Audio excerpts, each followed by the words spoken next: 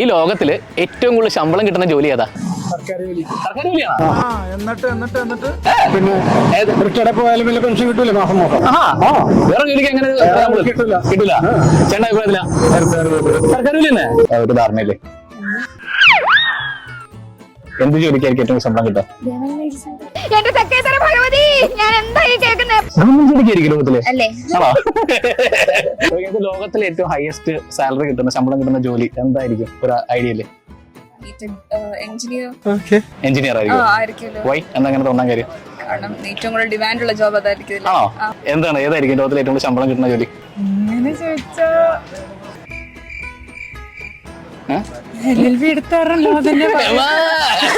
എടുത്തോണ്ട് ഇതേ പറയുള്ളൂ. എടുത്തില്ലായിരുന്നെങ്കിൽ ഡോക്ടർ പറയാം.